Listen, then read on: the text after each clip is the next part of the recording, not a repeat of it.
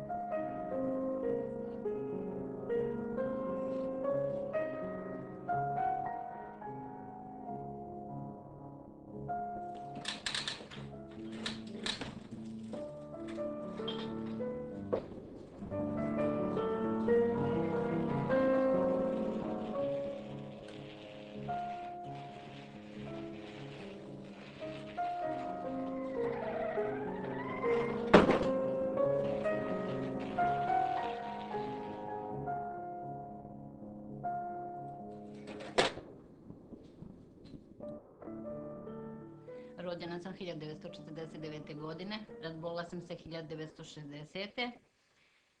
od dečije paralize. Lečena sam u Beogradu i sad posle dalje je trajalo lečenje, to bi bila što kaže roman priča da se priča.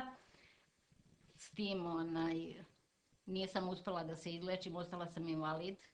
1999. umro mi je otac prvi, 2003. umrla mi je majka, 2004. umro mi je brat i od tada živim ovde uz pomoć brata od tetke koji mi najčešće dolazi i od rodbine koja mi pritiče u svako doba, mislim nisu mi još nikad, izlazili su mi uvijek u susret, nisu nikad odbili koliko mogu i pomognu me. Onda i iz komšiluka imam tude. Mogu svima da budem zahvalna i rodbini i komšijama, mislim, baš su svi pažljivi i ovaj brat od tetke, on je najviše vezan pokraj mene, mislim. Ja sam, vidiš, i sad ste me našli ovde samu, snalazim se, mogu sama sebi i da skuvam i da operem, mislim, ovo ne treba mi ničija pomoć i sam, mislim, sretnija što mogu sama da uradim, da ne tražim ničiju pomoć. Ako sam invalid, mislim, nije mi ništa, mislim, strašno nešto da ne mogu da uradim, što mogu da uradim, mislim, i volim da radim, mislim, ne smeta mi.